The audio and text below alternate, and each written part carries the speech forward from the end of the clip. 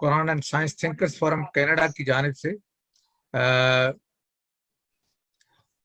Meeting शुरू होती है, जूम मीटिंग। इस पे डॉक्टर असलम परवेज साहब इंडिया से तशरीफ लाए हैं और उनका टॉपिक है science a tool to understand Quran. तो उनकी तकारीर बहुत फिक्र अंगेज होती हैं, तो इंशाअल्लाह ताला आपको ये बहुत इंटरेस्टिंग लगेगी। तो जनाब डॉक्टर असलम परवेज साहब शुरू कीजिए। बहुत शुक्रिया जनाब। मैं थोड़ा सा अपने बारे में बता दूं कि मेरा ताल्लुक दिल्ली से है और पुरानी दिल्ली का मैं रहने वाला हूं, वही मेरी पैदाइश है।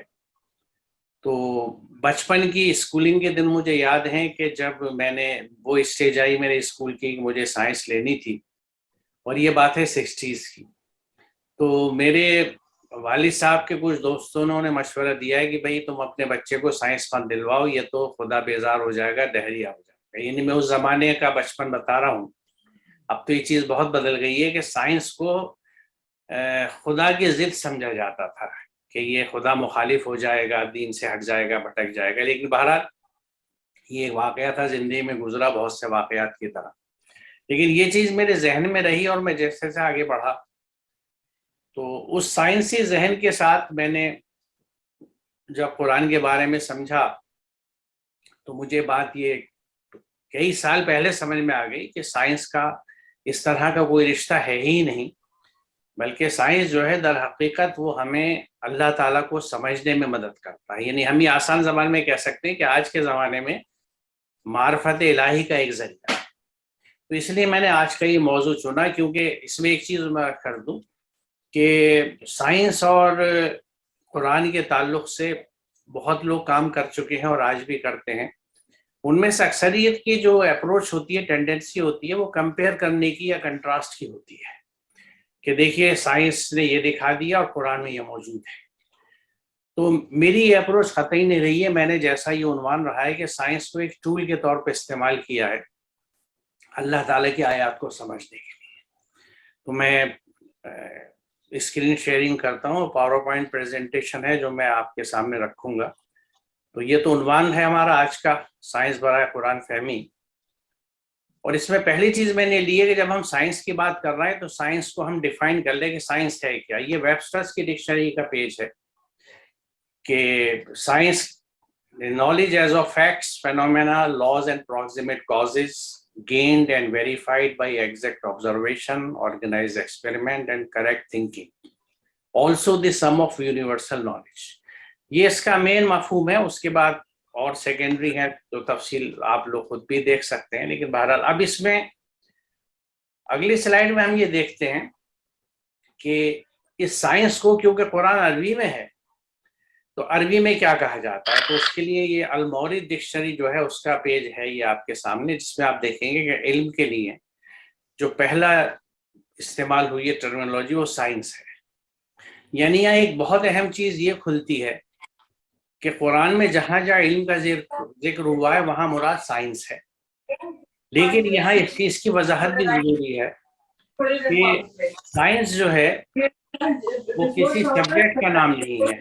तर्जुमे के बाद अब हम ये देखते हैं कि कुरान में साइंस का या इल्म का किस तरह से जिक्र है, लुगात में किस तरह जिक्र है, और उसके बाद फिर कुरान को देखेंगे। लुगात के मुताबिक अलीमु यालमु का मफहूम है किसी चीज़ को मुकम्मल तौर पर जानना, पहचानना, हकीकत से वाकिफ होना, यकीन हासिल करना, महसूस करना, मुहकम तौर पर मालूम करना। यानी किसी भी अननोन चीज़ के बारे में जब आप वाकफियत हासिल करते हैं तो वो जो प्रोसेस है, ये तरीक़त है, वो इल्म कहलाता है और उसी को साइंस कहा जाता है। तो जो बात मैं अर्ज़ कर रहा था कि साइंस किसी मजमून का नाम नहीं है जो हमारी अक्सरियत समझती है कि जैसे फिजिक्स है, केमिस्ट्री है, मैथमेटिक्स है या मेडिसिन है, ये साइंसेस हैं। Science basically is a methodology, एक तरीक़त है, एक तरीका है जो हमें समझाता है कि किसी चीज़ के बारे में जाना जाए और समझा जाए। अब कुरान करीम में देखते हैं कि इल्म का ये इस्तेमाल किस अंदाज से हुआ है। अल्लामा आदम अल अस्मा कुल्लाहा, अल्लाह ताला ने इंसान को तमाम चीज़ों का, कायनात की हर चीज़ के इल्म दिया, नाम सिखाया यानी इल्म दिया। अल्लामा इंसान मालम यालम, इंसान को वो सिखाया जो वो नहीं जानता था। अल्लामा बिल कलम, उसने कलम से लिखना सिखाया। अल्लामाहुल बयान, उससे बोलना सिखाया। अब इन सब आयात में अल्लाह ताला ने ये काम अपने ऊपर लिया है, लेकिन ज़ाहिर है इंसान को کسی کو بھی اللہ تعالیٰ آ کے اس طرح نہیں سکھاتا جس طرح کہ ایک استاد یا والدین بچوں کو سکھاتے ہیں. تو پھر یہ کس طرح، مقصد یہاں پہ یہ ہے کہ اللہ تعالیٰ نے ہر انسان کے اندر یہ کیپیسٹی رکھ دی ہے کہ وہ جو چیز سیکھنا چاہے سیکھ سکتا ہے. اور اس کو ہم آج کی زبان میں یہ کہہ سکتے ہیں ایک طرح سے کہ ہر انسان کی جینز میں یہ کیپیسٹی ہے. اور اس کا ہم مظاہرہ چاروں طرف اپنے سماج میں دیکھتے ہیں کہ گھروں میں جو بچے پیدا ہوتے ہیں وہ ہر گھر میں جیسا ماحول ہوتا ہے، جیسی زبان ہوتی ہے، وہی سیکھتے ہوئے بڑے ہوتے ہیں. یعنی ان کی جو انپٹس ہیں وہ بڑی امپورٹنٹ ہوتی ہیں، اور یہ چیز بڑی اہم ہے. اور ہمارے اکثر گھرانوں میں اس پہ دھیان نہیں دیا جاتا. ہمارے گھروں میں بچی کی اسکولنگ پہ دھیان دیا جاتا ہے، لیکن اس بات کو ذہن میں نہیں رکھا جاتا کہ ہم لوگ گھر کے افراد جو ہیں وہ اس کے سامنے کیا بات کر رہے ہیں، کس طرح کی بات کر رہے ہیں، کس لہجے میں بات کر رہے ہیں. کیونکہ یہ میسج بہت سٹل وے میں بچہ پک کرتا ہے، اور یہیں سے اس کی گرومنگ یا شخصیت سازی کا سلسلہ شروع ہو جاتا ہے. تو ایک چیز یہ ہم نوٹ کرتے ہیں. دوسری ہے کہ جو بھی بچہ پھر بڑا ہوتا ہے تو اس کو آپ جس ٹریڈ میں ڈال دیں، اسکول میں بھیج دیں گے تو وہ اسکول کی تعلیم حاصل کر لے گا. آپ اس کو کسی میکینک شاپ پہ بھیج دیں گے تو وہ کام سیکھ لے گا. اسکوٹر ریپیئر کی دکان میں بٹھا دیں گے، اسکوٹر ریپیئر سیکھ لے گا. یعنی ہر ایک کے اندر کیپیسٹی ہے. جب بچہ بڑا ہوتا ہے، جیسے ہم اپنی زندگی میں دیکھتے ہیں، تو ہم جس سبجیکٹ میں انٹرسٹ پاتے ہیں اس سبجیکٹ کو آپٹ کرتے ہیں اور اسے سیکھ لیتے ہیں. تو یہاں یہ بات لگتی ہے کہ ہر ایک انسان کے اندر کیپیسٹی ہے، لیکن جیسا بھی میری اس گفتگو سے آپ کو اندازہ لگایا ہوگا کہ اس کا انحصار کیپیسٹی کا اس حد تک ہوتا ہے کہ اس بچے کو اپرچونٹی کیا ملتی ہے، اس کی گرومنگ کس طرح سے ہوتی ہے، اور اس کو گروم کرنے والے جو ہیں ان کا کیا انداز ہے. مثال طور پہ ایک بچہ ہے جو ایسے گھر میں پیدا ہوا جہاں کوئی نہ تو تعلیم کی اہمیت سے واقف ہے اور نہ ان کے ہاں وہ ویلیوز ہیں یا بیسک انسانیت کی چیز بھی نہیں ہے. انداز گفتگو، بات چیت، لین دین، معاملہ، جو ان کی ڈیلنگز بھی ہے ڈے ٹو ڈے بیسس کی، وہ بھی ان کی اس انداز کی نہیں ہے جو کسی ایک سویلائز سوسائٹی کی ہوتی ہے. تو ایسے میں بچہ اسی چیز کو پک کر کے بڑا ہوتا ہے. تو اگر بچپن میں ہم اس چیز کا خیال رکھیں اور ان باتوں کو سمجھیں تو اس سے بہت مدد مل سکتی ہے ہمیں. اب یہ میں نے آل عمران کی 2 آیتیں ہیں اس لیے لی ہیں کہ یہاں پہ بہت اہم چیز قرآن ہمیں بتاتا ہے کہ آسمان و زمین کی پیدائش، مخلوق میں، کیونکہ خلقہ میں دونوں چیز آتی ہے، اور رات دن کے پھر میں عقل مندوں کے لیے آیا. یعنی یہاں قرآن اس آیت کو میں نے اس لیے لیا ہے کہ اللہ تعالیٰ اپنی ہر کریشن کو اور پروسیسز کو اپنی آیت بتاتا ہے. اس کے بعد اگلی آیت میں اس پہ غور کرنے والوں کے لیے وہ یہ کہتا ہے کہ جو کھڑے، یعنی کون ہے عقل مند لوگ؟ جو کھڑے بیٹھے اور کروٹوں پر ہر حال میں اللہ کو یاد کرتے ہیں اور آسمانوں اور زمین کی پیدائش پہ غور و فکر کرتے ہیں، اور نتیجن وہ لوگ ہیں کہ ہمارے رب نے بے فائدہ باطل نہیں بنایا. تو یہاں ایک چیز عرض یہ کر رہا تھا کہ ان آیات میں 2 چیزیں غور طلب ہیں. پہلی بات تو یہ کہ اللہ تعالیٰ نے اپنی تمام کریشنز کو اور پروسیسز کو اپنی آیت بتا ہے، اور دوسری یہ کہ جو عقل مند لوگ ہیں ان کی نشانی بتائی ہے کہ وہ آسمان اور زمین کی پیدائش میں غور و فکر کرتے ہیں. اب یہاں یہ بات بڑی نوٹ طلب ہے کہ ہمارے یہاں جس طرح کا ایک روایتی چلن چل رہا ہے اسلام کے نام پر، جو ایک جنریشن سے دوسری جنریشن میں پاس آن ہوتا ہے، اس میں ان چیزوں کی کہیں نہ ذکر ہوتا ہے نہ توجہ ہوتی ہے. کیونکہ ہمارا جو اسلام ہے اس کا فوکس مینلی وہ نماز روزے تک ہے، مسجد تک ہے، مصلی تک ہے، یا زکوٰۃ اور حج تک آ گیا. یہاں پہ قرآن یہ بات بتا رہا ہے. تو اس میں پہلے ہم ذرا یہ بھی دیکھیں کہ اگر قرآن ان سب چیزوں کو آیت کہہ رہا ہے تو آیت ہوتی کیا ہے، آیت کا مفہوم کیا ہے. ظاہری علامت یا نشانی کو آیت کہتے ہیں، چنانچہ راستے کے نشانات کو آیات کہتے ہیں. در حقیقت آیت ہر اس ظاہری چیز کو کہتے ہیں جو کسی چھپی ہوئی چیز کی نشاندہی کرے، اور جب کوئی شخص اس ظاہری چیز کو پہچان لے تو وہ جان لے کہ اس پوشیدہ چیز کو جان لیا یا اس کو سمجھ لیا. خدا کی ذات انسانی سمجھ کے دائرے میں نہیں آ سکتی، لہٰذا اس کے متعلق ان ظاہری علامات ہی سے اندازہ لگایا جا سکتا ہے جو کائنات میں بکھری پڑی ہیں. اسی لیے یہ کائنات اور ان کی تمام اشیاء آیات اللہ ہے. دیکھیے یہاں بہت اہم بات یہ ہے کہ ہم اللہ کو کیسے سمجھیں، کیسے پہچانیں. ہمارے پاس جو بھی سائنسز ہیں، سائنس بھی یہ بات بتاتا ہے، قرآن نے بھی بات بتائی ہے، وہ لمیٹڈ ہے. ہمارا ویژن لمیٹڈ ہے، ہماری ہیئرنگ لمیٹڈ ہے، ہماری جو عقل ہے وہ لمیٹڈ ہے، اور جو علم ہمیں دیا گیا وہ بھی محدود ہے، جیسا قرآن خود بتاتا ہے اس بات کو. تو اب اس محدود فیکلٹیز کے ساتھ ہم لامحدود کا احاطہ نہیں کر سکتے، تو پھر ہم اللہ کو کیسے پہچانیں، کیسے جانیں، اللہ سے انٹروڈیوس کیسے ہوں، اور پھر اپنی جنریشنز کو اللہ سے کس طرح انٹروڈیوس کریں۔ تو اس کے لیے اللہ تعالیٰ ہمیں یہ راستہ دکھاتا ہے کہ تم اس کائنات میں پھیلی ہوئی میری آیات کو دیکھو، اس میں تمہیں میری جھلک نظر آئے گی، میری کریٹیوٹی کی، میری کریشنس کی، میری تخلیق کی، میری عظمتوں کی نشانیاں تمہیں آیت میں ملیں گی۔ تو اس لیے آیت کو یہ یہاں اس انداز سے بتایا گیا اور اہمیت دی گئی ہے یہاں۔ اچھا، دوسرا چیز ایک آیت کے مفہوم میں یہ ہے کہ تائیہ کے معنی ہے کسی جگہ ٹھہرنا، تائیہ بالمکان، وہ اس جگہ ٹھہرا اور دیر لگا دی۔ ابن فارس نے کہا ہے کہ اس کے بنیادی معنی یعنی بیسک میننگ جو ہیں وہ ٹھہر کر غور و فکر کرنا اور قصد و ارادہ کرنا ہے۔ ٹھہر کر غور و فکر کرنے کی خصوصیت سے آیت کی بڑی اہم شکل سامنے آتی ہے۔ اس کے معنی یہ ہے کہ دنیا میں جس قدر چیزیں ہیں ہر ایک آیت اللہ ہے، لیکن یہ اسی کے لیے آیت ثابت ہو سکتی ہے جو ان پر ٹھہر کر رک کر غور و فکر کرے گا۔ اس غور و فکر سے اس کی توجہ ان اشیاء کے خالق کی طرف مڑ جائے گی۔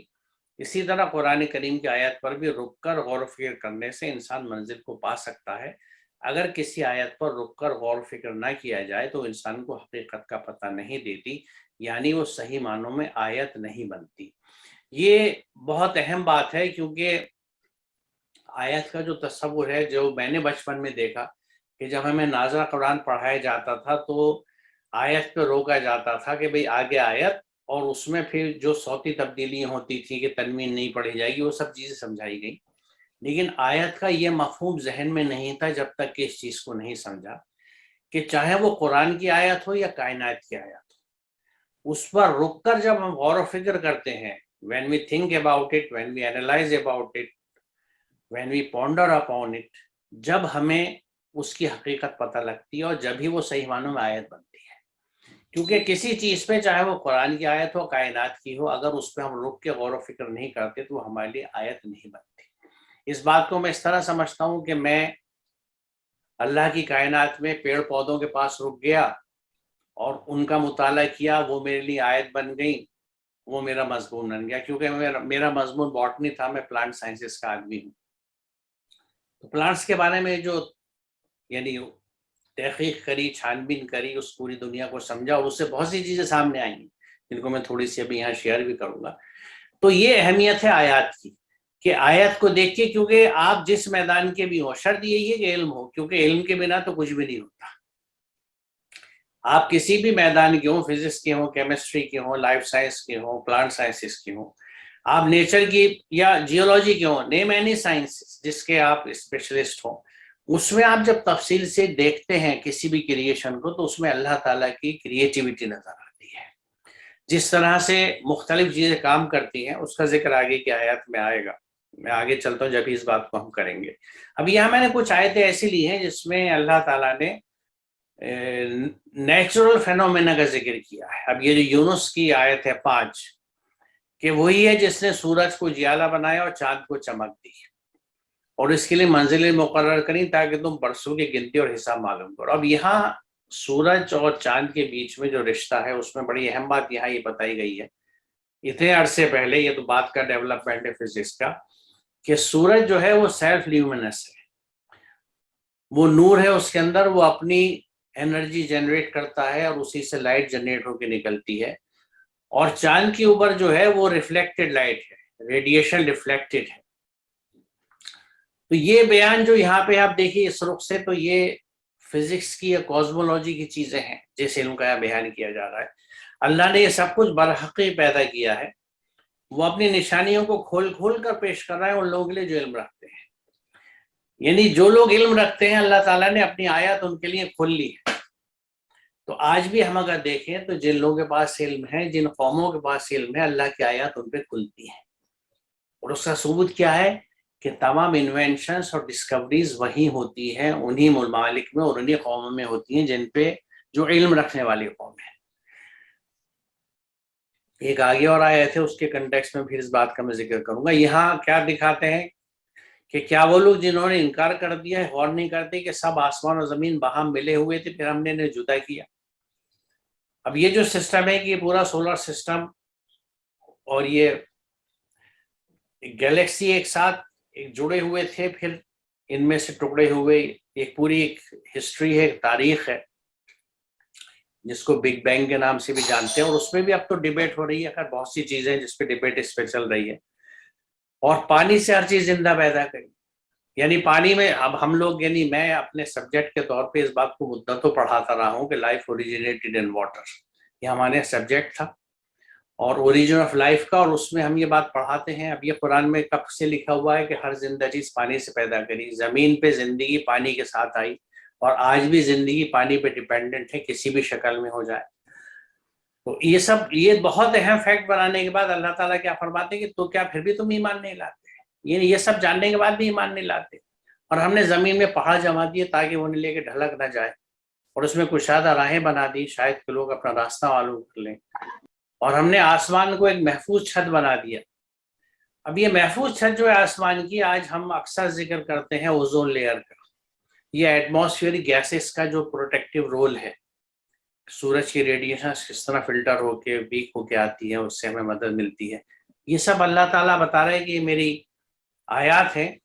اور اس کے بعد کیا لکھا کہ مگر یہ ہے کہ کائنات کی نشانی کی طرف توجہ نہیں کرتے، کائنات کی آیت کی طرف توجہ ہی نہیں کرتے، کیونکہ ان کو ہم نہ آیت کا درجہ دیتے ہیں، نہ ہمارے یہاں علم کو اس علم کو ہمارے یہاں علم کے دائرے میں رکھا جاتا ہے. کیونکہ ہمارے پورے سب کانٹیننٹ جیسا ہم واقف ہیں کہ علم کو 2 دھڑوں میں بانٹ دیا گیا ہے، دینی علوم اور دنیاوی علوم.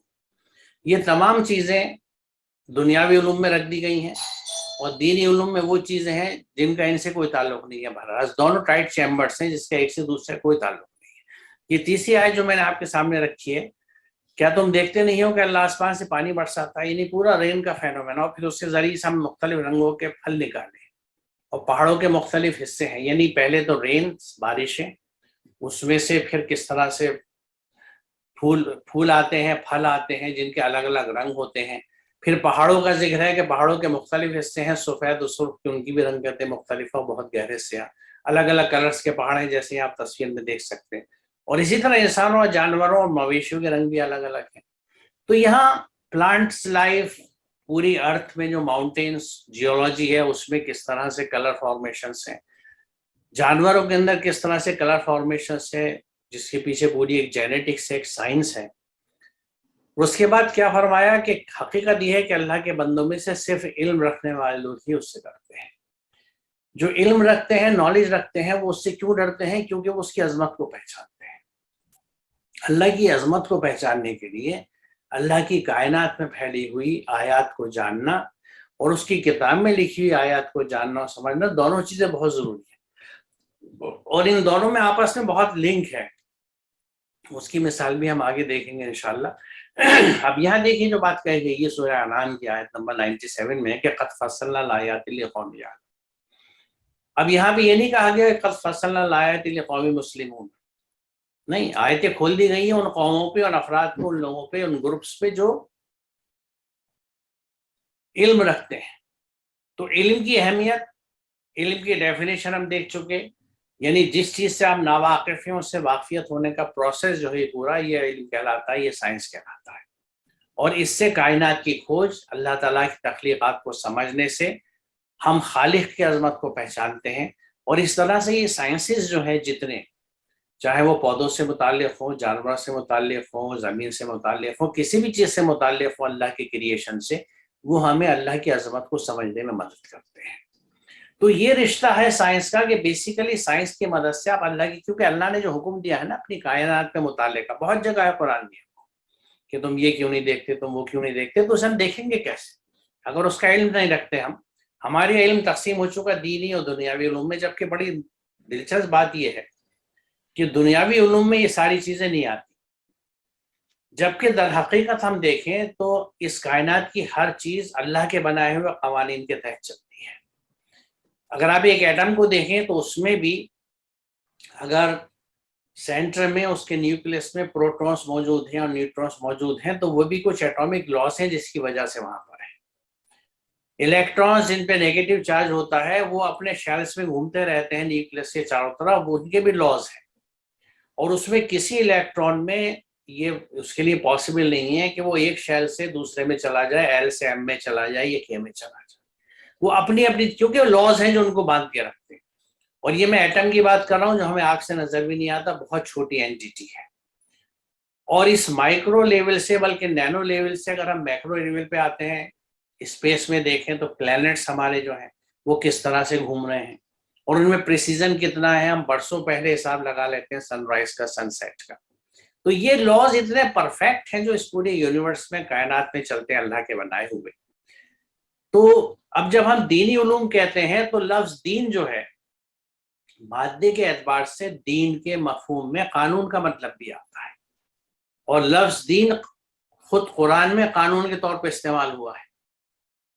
تو جب یہ اللہ کے قوانین کا مطالعہ کیوں کر دین سے یا اللہ کے قانون سے الگ ہو سکتا ہے. تو اس طرح سے اگر ہم دیکھیں تو یہ دینی علم کا حصہ ہے. اللہ کے قوانین کا مطالعہ کیوں کر دین سے باہر ہو سکتا ہے, میں اس بات کو پھر دہرا رہا ہوں, کیونکہ دین کے مفہوم میں مادے کے اعتبار سے آپ دیکھیں تو جہاں اطاعت ہے وہیں قانون بھی شامل ہے, اور یوم الدین بھی ہے, قیامت. یہ تین مین مفہوم ہے, میننگس ہیں جس میں لفظ دین کا استعمال ہوتا ہے اور قرآن میں استعمال ہوا ہے.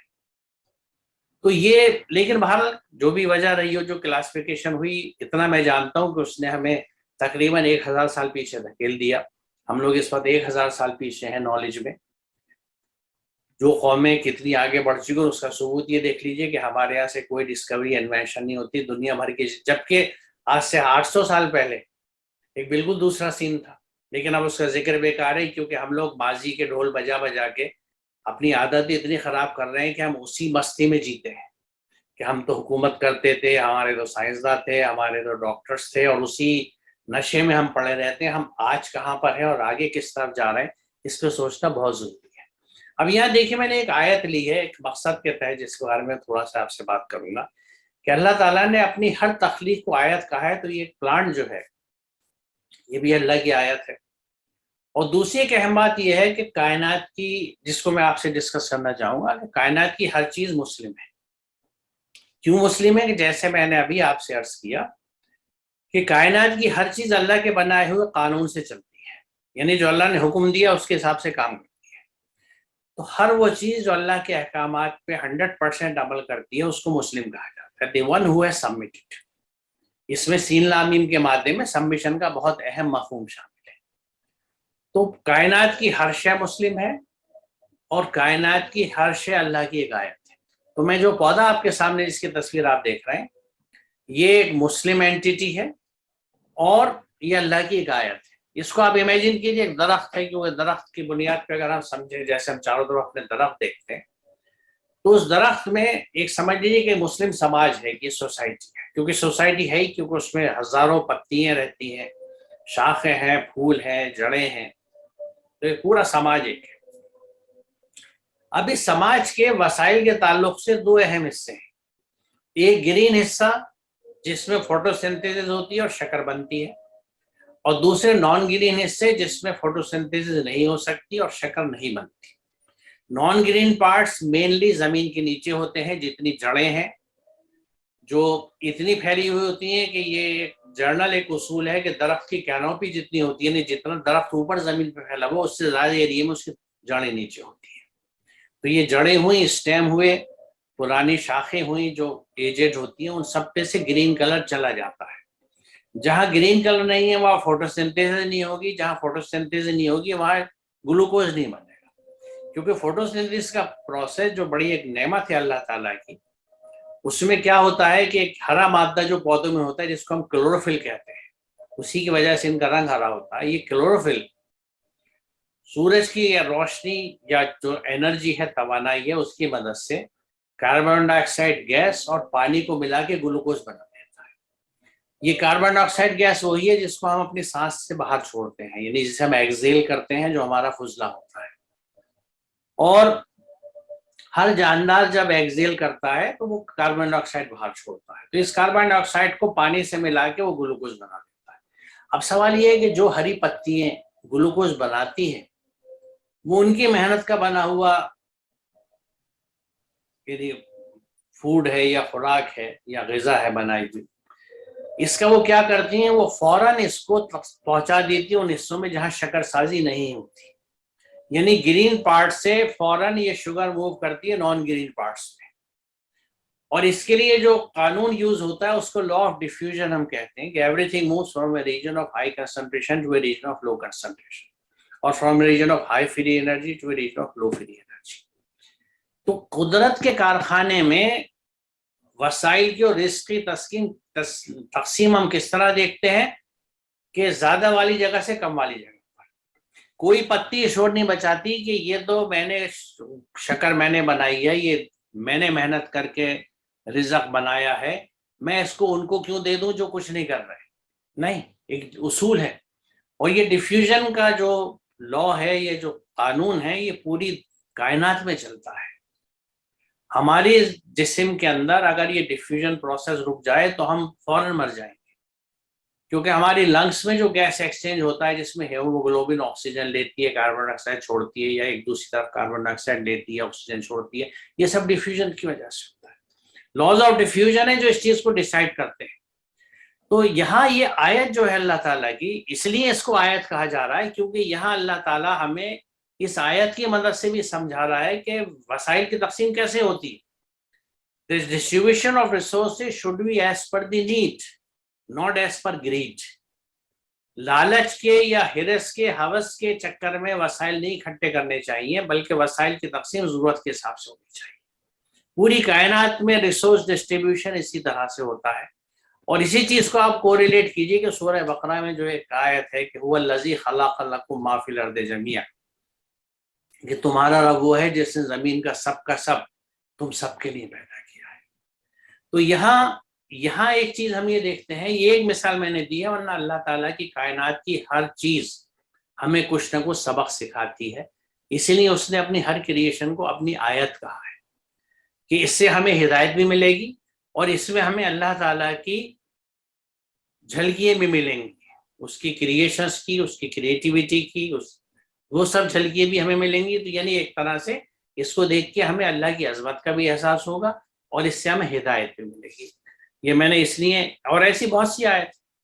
اب اس میں ایک چیز یہ میں اس وقت یہاں اس لیے ڈسکس کرنا چاہ رہا ہوں کہ پھر کیا تم نے کبھی اس شخص کے حال پر بھی غور کیا جس نے اپنے خواہش نفس کو اپنا خدا بنا لیا، اور اللہ نے علم کے باوجود سے گمراہی میں پھینک دیا، اور اس کے دل اور کانوں پر مہر لگا دی، اور اس کی آنکھوں پر پردہ ڈال دیا۔ اللہ کے بعد اب کون ہے جو اسے ہدایت دے؟ کیا تم لوگ کوئی سبق نہیں لیتے؟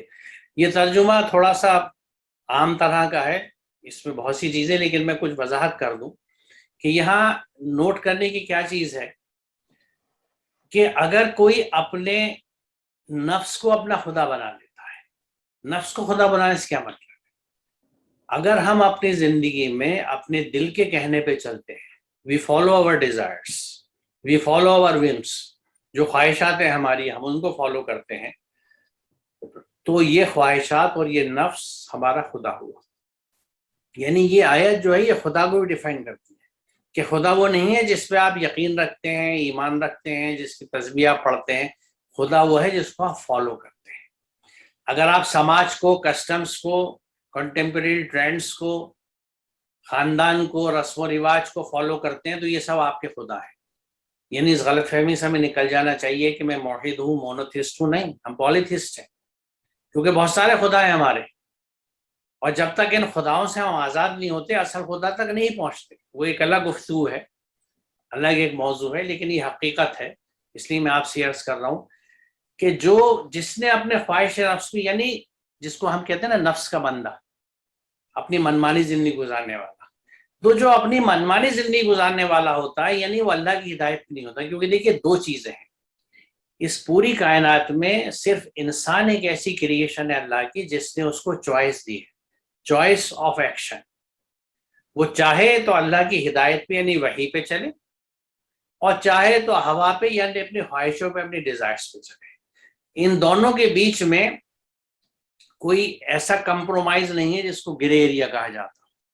یعنی اسلام میں بندگی یا اتباع یا سبمیشن کے اعتبار سے it is all black and white, یعنی یا تو آپ اللہ کو سبمٹ کرتے ہیں یا نہیں کرتے۔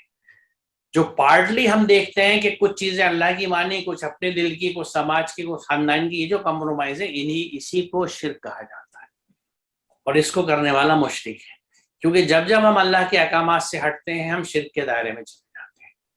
اب سوال یہ اللہ کے احکامات پہ مجھے چلنا ہے، تو اللہ کے احکامات ہیں کہاں؟ وہ اسی قرآن میں ہے جس کو ہم نے جزدان میں لپیٹ کے بہت اوپر رکھ رکھا ہے. اس کو نہ سمجھنے کی کوشش کرتے ہیں، نہ اس کو وقت دیتے ہیں، اور نہ اس پہ عمل کرتے ہیں. ہم میں سے کتنے لوگ ہیں جنہوں نے قرآن کو پڑھا ہے کتاب کی طرح، اس میں سے نوٹس بنائے ہیں؟ مثال طور پہ سورہ بقرہ پڑھتے ہوئے یہ نوٹس بنائے ہوں کہ مجھے سورہ بقرہ میں کس چیز کو کرنے کا حکم ہے اور کس چیز سے منع کیا گیا. یعنی سمپلی ڈوز اینڈ ڈونٹس کا ایک چارٹ ہم نے بنا رکھا ہے. قرآن کو اس انداز سے سمجھیں اور اس کو اپنے عمل میں لائیں، جبھی ہم مسلمان ہو سکتے ہیں. مسلمان وہ ہے جو اللہ کے احکامات کو سبمٹ کرا ہوا. تو یہاں پہ ایک اہم بات یہ بتائی جا رہی ہے کہ جو اللہ کو سبمٹ کرنے والے لوگ نہیں اللہ کی ہدایت پہ نہیں چلتے، وہ علم کے باوجود بھی گمراہی میں چلے جاتے ہیں. جو یہاں کہا گئی ہے، اللہ نے علم کے باوجود اسے گمراہی میں پھینک دیا. کیونکہ علم جو ہے وہ انسان کو سیدھا راستہ دکھاتا ہے، لیکن وہ جب ہی دکھائے گا جب اللہ کی گائیڈنس آتی، اور یہی عقل پہ لاگو ہوتا ہے. دیکھیے، عقل اور علم اگر اللہ کی ہدایت کی روشنی میں چلتے ہیں تو ہمیشہ بھلے کے کام ہوتے ہیں انسان کے اور پوری انسانیت کے. لیکن اگر اللہ کی گائیڈنس نہیں ہے، اللہ کی ہدایت سے واقف نہیں ہے، تو محض علم اور عقل کا کمبینیشن کیا رنگ کھلاتا ہے، کیا گل کھلاتا ہے، وہ آج ہم دیکھ سکتے ہیں. کیونکہ آج عقل اور علم کا کمبینیشن جہاں پہ ہے، اور جو لوگ اسے استعمال کر رہے ہیں ان کی میجورٹی ڈیوائن گائیڈنس کو نہیں فالو کرتی، جانتی نہیں. تو یہاں یہ بات بتائی جا رہی ہے کہ علم لانے کے باوجود، علم رکھنے کے باوجود، علم سیکھنے کے باوجود آپ بھٹک جائیں گے، گمراہی میں ہو جائیں گے. اور اس کی وجہ کیا بتائی گئی کہ اس کے دل و کانوں پر مہر لگا دی، آنکھوں پر پردہ. تو یہ آنکھوں پہ پردہ ڈالنا اور دل و کانوں پہ مہر لگانا اللہ کا کام نہیں ہے. یہ مکافات عمل کے تحت، یہ کرما کے تحت ہوتا ہے کہ ہم جیسے عمل کرتے ہیں ویسے اس کے اثرات آتے ہیں. اگر ہمارے اعمال ایسے ہیں، اللہ کے احکامات کے خلاف ہم نے زندگی گزاری ہے، تو ہمارے دل پہ بھی مہر لگ جائے گی، ہمارے کانوں پہ بھی لگ جائے گی، اور آنکھوں پہ پردے پڑ جائیں گے. یہ ہماری اپنی کرنی ہوتی ہے. اللہ ایسا نہیں کسی کا دشمن ہے کہ جس کے چاہا اس کے مہر لگا دی، جس کو چاہو سے کھول دیا. نو، اس کا ایک طریقہ ہے جس کو ہم مکافات عمل کہتے ہیں، کہ جیسے ہمارے کرم ہوں گے، جیسے ہمارے اعمال ہوں گے، اسی طرح کے نتائج ہم کو اس زندگی میں بھی اور اس کے بعد والی زندگی میں ملیں گے. یہ چیزیں کو ریلیٹڈ ہیں، ایک کنٹینیوم ہے پورا دنیا سے آخرت تک کا، جس میں سب سے کروشل رول جو ہے وہ ہمارے اعمال کا ہوتا ہے.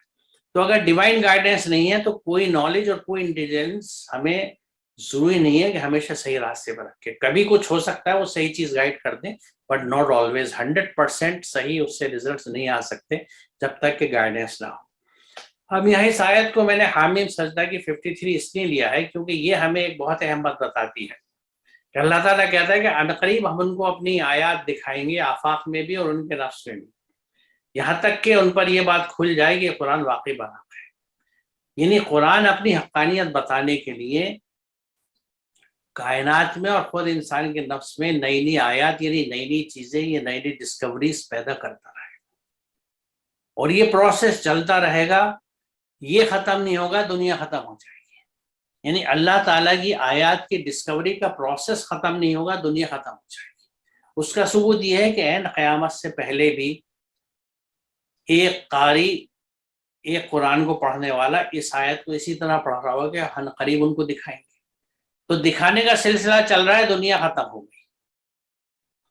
اور اس کا مقصد کیا ہے؟ آفاق میں اور خود انسان کے اندر، اس کے نفس میں، اس کے اپنی ذات میں آیات کو دکھانے کا، تاکہ قرآن کی حقانیت کو لوگ سمجھ سکیں، لوگ سمجھ لیں کہ یہ قرآن واقعی برحق ہے. یہ جو آیت ہے سورہ نمل کی 83-85، یہ اس معنی کا رحم ہے کہ یہ ہمیں ہمارے کام کو ڈیفائن کرتی ہے. اس میں اللہ تعالیٰ کہتا ہے کہ قیامت کے دن اللہ تعالیٰ فوج ان لوگوں کی جمع کرے گا جو اللہ کی آیتوں کو جھٹلاتے تھے، اور جب وہ سب آ جائیں گے، ان کی جماعت بندی جس طرح سے بھی اللہ کو کرنی ہوگی کر دے گا، تو پھر وہ سوال کیا کرے گا جسے میں نے سورس میں لکھا ہے، وہ پوچھے گا کہ تم نے میری آیت کو جھٹلایا تھا حالانکہ تم ان کو اپنے آیت علم میں بھی نہیں لائے تھے. وَقَالَ كَذَّبْتُمْ بِآيَاتِي وَلَمْ تُحِيطُوا بِهَا عِلْمًا أَمْ مَاذَا كُنتُمْ تَعْمَلُونَ. تم اگر یہ نہیں کر رہے تھے تو کر کیا رہے تھے؟ یعنی what was it you did? You didn't comprehend my science with your knowledge. آپ نے میری آیات کا علمی احاطہ نہیں کیا، علم کی مدد سے ان کو سمجھا نہیں. اگر آپ یہ نہیں کر رہے تھے تو کیا کر رہے تھے؟ یعنی یہ آیت ہمیں یہ ڈیفائن کرتی ہے، دو چیزیں بتاتی ہے، ایک تو یہ کہ اللہ کی آیات کا علمی احاطہ کرنا ضروری ہے، قرآنی آیات کا بھی علمی احاطہ اور کائناتی آیات کا بھی علمی احاطہ، یہ دونوں کا علمی احاطہ کرنا ضروری ہے، اللہ تعالیٰ نے بائنڈنگ رکھا ہے ہمارے اوپر۔ اور دوسرا یہ کہ جب یہ کہا جا رہا ہے کہ تم یہ نہیں کرتے تھے تو کیا کرتے تھے، اس کا مطلب ہے this is what is expected, this is what is desirable. اللہ تعالیٰ یہی کام ہم سے چاہتا ہے کہ ہم اللہ تعالیٰ کی آیات کا علمی احاطہ کریں۔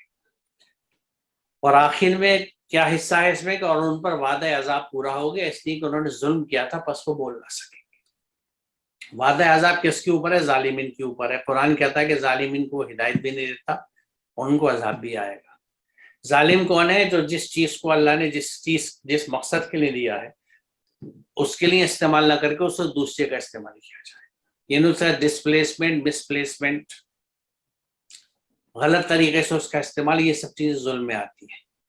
تو یہ جو کچھ علم ہم نے حاصل کیا تھا، یہ جو فیکلٹیز اور صلاحیتیں تھیں ہمارے پاس انٹیلیجنس کی، ان کو ہم نے اس ڈھنگ سے استعمال نہیں کیا تو ہم ظالم ٹھہرے، اور اگر اس کو صحیح ڈھنگ سے ہم استعمال کر لیتے ہیں تو ہم شکر گزار ہوتے ہیں، کیونکہ شکر یہی ہوتا ہے کہ اللہ نے جو چیز جس مقصد کے لیے دی ہے اس کے لیے اسے استعمال کیا جائے۔